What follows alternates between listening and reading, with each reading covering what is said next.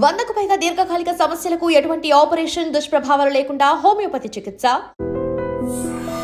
Party నుంచి suspend అయినటువంటి సోదరి శ్రీమతి కల్వకుంట్ల కవిత గారు మాట్లాడుతూ దుబ్బాక ఉప ఎన్నిక సందర్భంగా హరీష్ రావు గారిని అక్కడ ఇన్ఛార్జిగా పెడితే రఘునందన్ రావు గెలుస్తాడని మా కార్యకర్తలందరూ హరీష్ రావుని ఇక్కడ పెట్టకండి అని బాధపడ్డారు. అయినా మేము హరీష్ రావుని అక్కడ పెట్టడం వల్లనే పరోక్షంగా ఏం చెప్తుంది రఘునందన్ రావు గెలిచిండు అనేటువంటి అర్థం వచ్చేలా మాట్లాడతాను. కవిత గారు మీరు ఇప్పుడు మాట్లాడుతున్నారేమో నాకు తెలియదు, కానీ నేను అప్పుడే చెప్పిన దుబ్బాకకి మీ అన్నతో పాటు సిద్దిపేట జిల్లాకి ఇన్ఛార్జి మంత్రిగా ఉన్నటువంటి హరీష్ రావు అనేట ఆయన చేసిన అన్యాయం అంతా ఇంత కాదని నేను 100 సార్లు చెప్పిన. దుబ్బాకకి అన్యాయం జరుగుతుంది, వచ్చిన ప్రతి రూపాయి అయితే గజ్వేల్ పోతుంది, లేకపోతే సిరిసిల్ల పోతుంది, లేకపోతే సిద్దిపేటకు పోతుంది, మధ్యలో దుబ్బాకకు అన్యాయం జరుగుతుందని దుబ్బాక నియోజకవర్గ ప్రజలు 100 సార్లు చెప్పిండ్రు. మీరు ఇవాళ అదే మాట కొత్తగా చెప్తూ దానివల్లనే ఏదో జరిగింది అన్నట్టు చెప్తా ఉన్నారు. అది నిజం. ఆ రోజు నేను మాట్లాడితే టీఆర్ఎస్ మీద ఏదో రఘునందన్ రావు కోపంతో మాట్లాడినని అనుకున్నారు. But it is a fact. Dubbaka నియోజకవర్గానికి అన్యాయం జరిగింది అంటే టీఆర్ఎస్ పార్టీ నాయకులు గౌరవనీయులు అప్పటి మా జిల్లా మంత్రి హరీష్ రావు గారి వల్ల జరిగిందని నేను ఎన్నికల సందర్భంగా చెప్పిన, ఎన్నికల తర్వాత చెప్పిన. దుబ్బాక ప్రజలు ఇప్పటికైనా దయచేసి దాన్ని అర్థం చేసుకోవాలని చెప్పి కోరుకుంటా ఉన్నాను. ఇది 100% నిజం. దుబ్బాక ప్రజలు మార్పు కోరుకున్నారు. మీ కుటుంబ పాలన వద్దనుకున్నారు, మీ అవినీతి పాలన వద్దనుకున్నారు, దుబ్బాక నియోజకవర్గం మీద హరీష్ రావు గారి పెత్తనం వద్దనుకున్నారు. అందుకనే దుబ్బాక ప్రజలు స్వచ్ఛంగా మనస్ఫూర్తిగా ఓటేస్తే రఘునందన్ రావు గెలిచిండు తప్ప ఎవరి దయా దాక్షిణ్యాలతో రఘునందన్ రావు ఆ ఉప ఎన్నికలలో గెలవలేదు. 100% దుబ్బాక నియోజకవర్గ ప్రజలు మార్పు కోరుకున్నారు. హరీష్ రావు గారు దుబ్బాకకు చేస్తున్నటువంటి అన్యాయానికి వ్యతిరేకంగా రఘునందన్ రావు కొట్లాడగలుగుతాడు అని విశ్వసించారు కాబట్టే నాకు ఓటేసిరు తప్ప ఇంకొకటి కాదు. ఇక మీ కుటుంబ పంచాయతీలో మా అందరి పేర్లు కూడా మీరు మాట్లాడుకుంటూ పోయినారు. ఎస్, 100% మీరు ప్రస్తావించినటువంటి పేర్లలో దాదాపు అన్ని పేర్లు కూడా మీకు అందరికీ తెలుసు, మీ నాన్నగారికి కూడా తెలుసు. ఎవరెవరికి మీరు ఎట్లెట్లా అన్యాయం చేసిరు అనేటువంటి విషయంలో ఇవాళ మీరు కొత్తగా మాట్లాడితే మేమేం చేస్తాం, మీ సానుభూతి మాకు ఎందుకు, కానీ 100% అవన్నీ వాస్తవాలు. 2009లో ఏదో మీ అన్నకు వ్యతిరేకంగా 60 లక్షలు పంపిరు అని ఏదో మాట్లాడినారు కదా మీరు. ఇవన్నీ పాత చరిత్రనే. కొత్త చరిత్ర నాకు ఎమ్మెల్సీ ఎన్నికలలో 2009లో మహాకూటమి అభ్యర్థిగా ఇస్తే అప్పటి జిల్లా పార్టీ అధ్యక్షునిగా నన్ను ఎవరు ఓడగొట్టినో కూడా నేను పార్టీ అధ్యక్షుడైనటువంటి గౌరవనీయులు చంద్రశేఖరరావు గారికి చెప్పిన. కానీ ఆ రోజు కూడా యాక్షన్ తీసుకోలేదు. These are all facts. Nothing is an hidden thing. It is. ఇందులో కొత్తగా ఆమె చెప్పింది ఏం కూడా లేదు. రేవంత్ రెడ్డి గారు హరీష్ రావు గారు ఒకటే ఫ్లైట్లో వచ్చిర్రని, వాళ్ళిద్దరూ కుమ్ముక్క అయినరని, మెదక్ పార్లమెంట్ ఎన్నికలలో నన్ను ఇబ్బంది పెట్టాలని చూస్తున్నారని, కాంగ్రెస్ టీఆర్ఎస్ 2 కొల్లుడై నేను గెలవకుండా చూడాలని ప్రయత్నం చేస్తున్నారని నేను మీడియా ముందుకు వచ్చి చెప్పినటువంటి తారీఖు 22 మార్చ్ 2024 రోజే వచ్చి చెప్పిన. నేను మార్చి 2024 నాడు ఆస్ట్రేలియా నుంచి కనెక్టింగ్ ఎయిర్ ఇండియా ఫ్లైట్ నెంబర్తో సహా చెప్పిన. నేను బిజినెస్ క్లాస్లో వస్తూ ఢిల్లీ నుంచి వస్తుండగా గౌరవనీయులు ముఖ్యమంత్రి గారు హరీష్ రావు గారు ఇద్దరు అదే ఫ్లైట్లో ట్రావెల్ చేసినారు. నన్ను ఓడగొట్టేందుకు ఇద్దరు ముచ్చట పెట్టుకున్నారనే విషయాన్ని నేను ఇవాళ కొత్తగా చెప్పలేదు. ఎన్నటి చెప్పిన? ఇది 22 మార్చి 2024లో చెప్పిన. నేను అదే విషయాన్ని ఈరోజు మళ్ళీ కవిత గారు కూడా ఎండార్స్ చేసినారు తప్ప ఇందులో కొత్త విషయం ఏముందని నేను అనుకుంటలేను. 2-3 సార్లు వాళ్ళు దుబ్బాక ఎన్నిక రఘునందన్ రావు అనే మాట తీసినారు కాబట్టి నేను ఈ విషయాలు చెప్తా ఉన్నాను తప్ప మాకు ఆ విషయాల గురించి, వాళ్ళ పార్టీ వ్యవహారాల గురించి, వాళ్ళ పంచాయతీల గురించి, వాళ్ళ కుటుంబం గురించి, వాళ్ళ కుటుంబ పంచాయతీల గురించి మేము మాట్లాడదలుచుకోలేదు. మేము ప్రజల కోసం పనిచేస్తాం. భారతీయ జనతా పార్టీ ప్రజల పక్షాన్నే నిలబడుతుంది. పాల వ్యాపారం చేస్తారా, నీళ్ళ వ్యాపారం చేస్తారా, ఒకళ్ళ కాలు బట్టి ఒకళ్ళు లాగుతారా? మరి పాల వ్యాపారం చేస్తుంటే ఇంతకాలం ఏం చేసిరు? అయోధ్య రెడ్డి గారు ట్వీట్ చేస్తే బహుశా అయోధ్య రెడ్డి గారు ఇప్పుడు ఎక్కడనో కమిషనర్గా ఉన్నట్టున్నారు. ఇన్ఫర్మేషన్ కమిషనర్గానో సమాచార హక్కు చట్టం కింద కమిషనర్గానో ఎక్కడ ఉన్నట్టున్నారు. మరి అయోధ్య రెడ్డి గారు మాట్లాడాలి. పాల వ్యాపారం ఏంది, ఎందుకు ట్వీట్ చేసినారు, ఎందుకు తీసేసినారు, ఇట్లాంటివి ఏమైనా ఉంటే వారు మాట్లాడుకుంటే బాగుంటుంది తప్ప మీరు అందరికీ మనిషి కింద బురదేసిపోదామని అనుకుంటున్నట్టున్నారు. చెల్లె, బురదేమొద్దు.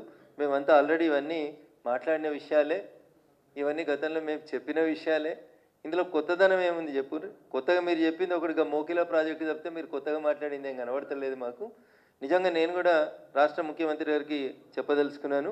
మోకిలాలో జరుగుతున్నటువంటి ఈ ప్రాజెక్ట్ ఏదైతే ఇందాక కవిత గారు పేరు చెప్పారో ఆ ప్రాజెక్ట్ మీద కంపల్సరీ విచారణ జరిపించాలి. దాంట్లో ఉన్న లాక్యునాస్ ఏంది అనేది చూడాలి. ఆ మోకిలా ప్రాజెక్టుకి సంబంధించి అనుమతులు ఏంది, డబ్బులు ఏంది, ఈ పోచంపల్లి శ్రీనివాసరెడ్డి అనేటువంటి ఎమ్మెల్సీ ఏడికేలో ఏడ శ్రీమంతుడు అయిండు, నవీన్ రావు అనేటువంటి ఎమ్మెల్సీ అవకతవకలేంది, వీటి మీద రాష్ట్ర ముఖ్యమంత్రి గారు ఏసీబీ డీజీ వెంటనే చర్య తీసుకోవాలి. ఇట్లా అడ్డగోలుగా సంపాదించుకొని పైసలతోటి ఇష్టం ఉన్నట్టు చేసుకుంటూ పోతున్నటువంటి ఈ సామ్రాజ్యాన్ని విస్తరించుకునేటువంటి కార్యక్రమాన్ని బంద్ చేసేయాలి.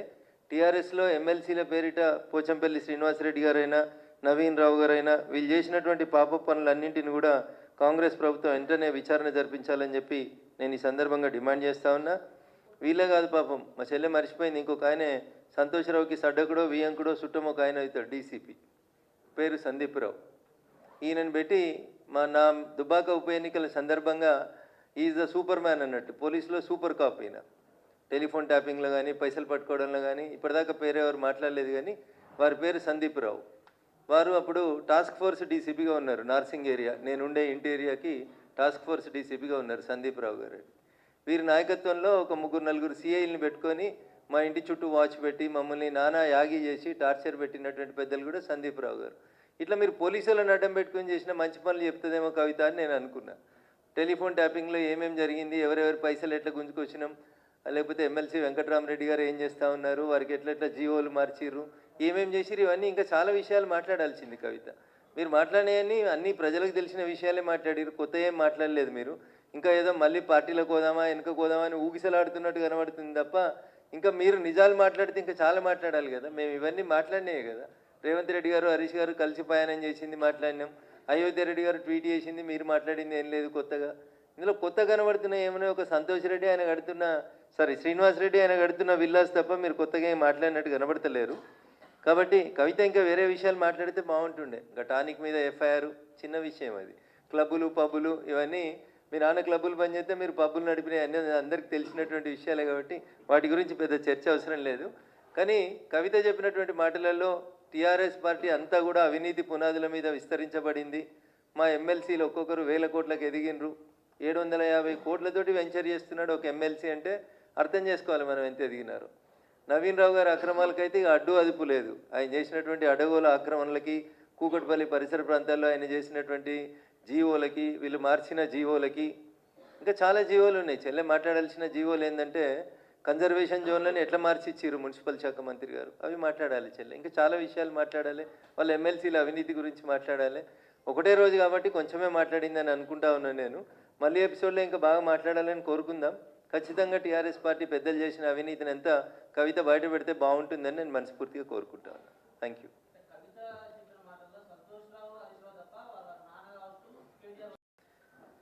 సొంత కుటుంబాన్ని కాపాడుకోవాలనే ఆలోచనని నేను తప్పుపట్టదలుచుకోలేదు. బట్ నేను అడుగుతుంది ఏంటంటే ఈ పోచంపల్లి శ్రీనివాసరెడ్డి చేసిన అవినీతి మీద, నవీన్ రావు గారు చేసినటువంటి అవినీతి మీద మీరు పార్టీలో ఉన్నప్పుడు లేదా మీరు ప్రభుత్వంలో ఉన్నప్పుడు ఎందుకు చర్యలు తీసుకోలేకపోయినారనేది ఒకసారి ఆలోచించాలి. నేను చెప్తాను, ఇంకా పటాన్చెరు ఏరియాలో మీరు చేసినటువంటి కన్వర్షన్ ఆఫ్ ల్యాండ్స్ చెప్తాను, ఐడియా బొల్లారంలో మీరు చేసినటువంటి కన్వర్షన్ ఆఫ్ ల్యాండ్స్ చెప్తాం. ఒక జోన్లోంచి ఇంకొక జోన్లోకి మార్చి ఏ ఎమ్మెల్యేల పేరు మీద ఎవరెవరి పేరు మీద మీరు ఎట్లెట్లా చేసిరో అడగోలు మాటలు ఇవన్నీ బయటకు వస్తాయేమో అనుకున్నాం. మీరు మాట్లాడితే ఏం రాలేదు. ఖచ్చితంగా సమయం చూసుకొని మేము కూడా మీరు మాట్లాడినటువంటి మాటలు కాక ఇంకా మిగతా అన్నీ మేము కూడా మీడియా ద్వారా బయట ప్రపంచానికి చెప్పాలనుకుంటా ఉన్నాం. మేము ఇంకా మీ ద్వారానే ప్రజలు వింటే బాగుంటుంది. మేము మాట్లాడితే ఏదో కక్ష సాధింపు కోసం మాట్లాడినామని అనుకుంటారు. ఆదిపట్లలో ట్రాన్స్ఫర్ చేసిన భూములు, ఆ బొల్లారంలో ట్రాన్స్ఫర్ చేసిన భూములు, పటాన్ చెరువులో సాకి చెరువు పక్కన ట్రాన్స్ఫార్మ్ చేసి కడుతున్నటువంటి భూములు, ఇండస్ట్రియల్ జోన్ని ట్రాన్స్ఫర్ చేసినటువంటి భూములు, ఇకపోతే ఐడిఏ బాలానగర్లో మీరు కన్వర్షన్ చేసిన భూములు, ఇట్లా చాలా భూములకు సంబంధించి చాలా విషయాలు మీరు మాట్లాడతారేమో అనుకున్నాం. ఇంకా చాలామంది టీఆర్ఎస్ ఎమ్మెల్యేలు వాళ్ళు చేసిన మంచి పనులు చెప్తారని ఆశపడ్డాం.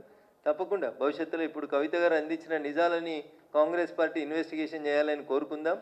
ఆ తర్వాత మిగతా విషయాలన్నీ మేము కూడా పబ్లిక్ డొమైన్లోకి తీసుకొస్తాం.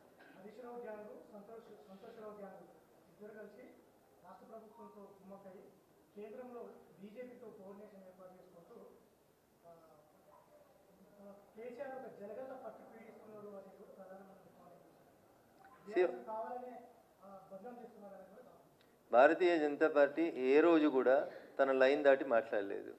మేము మాట్లాడిన దాంట్లో ఎక్కడ కూడా మేము తప్పు మాట్లాడలేదు. కాళేశ్వరంలో అవినీతి జరిగిందనే మాట్లాడినాం. అంతకుమించి మేము వేరే విషయాలు ఏం మాట్లాడలేదు. కాళేశ్వరంకు సంబంధించినటువంటి అంశంలో కాంగ్రెస్ పార్టీ ఇప్పటికే 2 సంవత్సరాలు వృధా చేసింది అనేది మా భావన. ఈ విషయం ఎప్పుడో కాళేశ్వరంకు సంబంధించినటువంటి కేసు సిబిఐకి ఇచ్చి ఉంటే ఈ పాటికి సగం ఇన్వెస్టిగేషన్ అయిపోతుంటుంది. నిన్న మహేష్ కుమార్ గౌడ్ గారు మాట్లాడిన దాంట్లో అన్యాపదేశంగానే కాంగ్రెస్ పార్టీ ఎట్లా కుట్ర చేస్తుందనే చెప్తారు. ఆయన ఏమంటాడు, వచ్చే ఎలక్షన్ల వరకు ఒకవేళ సిబిఐ ఈ కేసు తేల్చకపోతే బీజేపీ బీఆర్ఎస్ కుమ్ముక్కు అయిందని మేము ప్రజల్లోకి తీసుకుపోతాం. 2 ఏళ్ళు మీరు దాచిపెట్టుకోవచ్చు ఫైళ్ళు, 2 ఏళ్ళు మీరు ఇన్వెస్టిగేషన్ పేరిట పక్కకు పెట్టవచ్చు. లాస్ట్ 1 ఇయర్ మాకు కూడా ఎలక్షన్స్ ఉంటాయి కదా. ఇప్పుడేదో సిబిఐకి హ్యాండ్ ఓవర్ చేస్తామని ఇంకా కోర్టు ఏం తెలుస్తుందో తేలనే లేదు. మమ్మల్ని బదనాం చేసేందుకు అప్పుడే రంగం సిద్ధం చేస్తూనే ఉన్నారు. కానీ Bharatiya Janata Party we don't want to blame anybody. మేము నిజాయితీగా ఉన్నాం. కాళేశ్వరంలో అవినీతి జరిగిందని చెప్పినాం. టెలిఫోన్ ట్యాపింగ్ జరిగిందని మొదటి నుంచి రఘునందన్ రావు చెప్తున్నాడు. ఇప్పుడు చెప్పిన డీసీపీ సందీప్ రావే నన్ను ఇబ్బంది పెట్టినాడు దుబ్బాక ఉప ఎన్నికలలో అని చెప్తా ఉన్నాను. నా టెలిఫోన్ ట్యాపింగ్ చేసిర్రు అని చెప్పినాను. సందీప్ రావు అనేట ఆయనను ముద్దాయి ఎందుకు చేయలేదనేది సిట్ ఆలోచించాలి ఇవాళ. ఎందుకంటే సందీప్ రావు అనేటువంటి వ్యక్తి నార్సింగ్ లాంటి ఏరియాలో కూర్చొని ఎన్నెన్ని అవకతవకలు చేసిండో ఒకసారి ఆయన టీం ఏంది, ఆయన కింద పనిచేసినటువంటి సిఐలు ఎవరు, ఏసీపీలు ఎవరు, వాళ్ళ మూమెంట్ ఏంది, వాళ్ళ ఫోన్లు ఏంది ఒకసారి సిట్ విచారించాలి. Straightly I'm alleging against a DCP who worked as a task force DCP Narsingi. మా ఇంటి మీద నిఘా, మా కుటుంబ సభ్యుల మీద నిఘా పెట్టి వెనకాల షాడో పార్టీలని పెట్టి ఈయన చేసిన అరాచకాలు ఎందుకు సిట్ దృష్టికి ఎందుకు వస్తలేవో ఒకసారి సిట్ అధికారులు కూడా ఆలోచించుకోవాలి.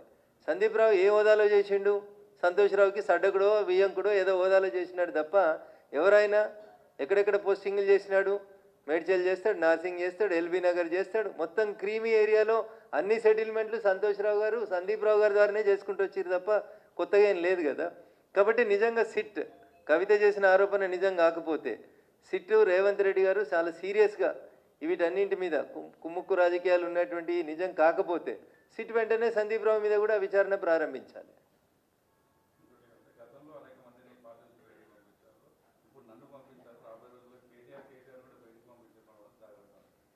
ఏదో వాళ్ళ కుటుంబానికి సంబంధించిన ఇష్యూ అయినా పంపించిన వాళ్ళంతా బాగానే ఉన్నారు.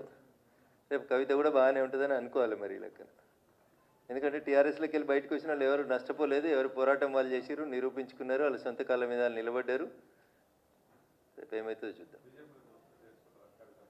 నిన్ననే నా అధ్యక్షుడు చాలా స్పష్టంగా చెప్పినాడు, అవినీతి పరులకి భారతీయ జనతా పార్టీలో స్థానం లేదు, చాలా స్పష్టంగా చెప్పినారు.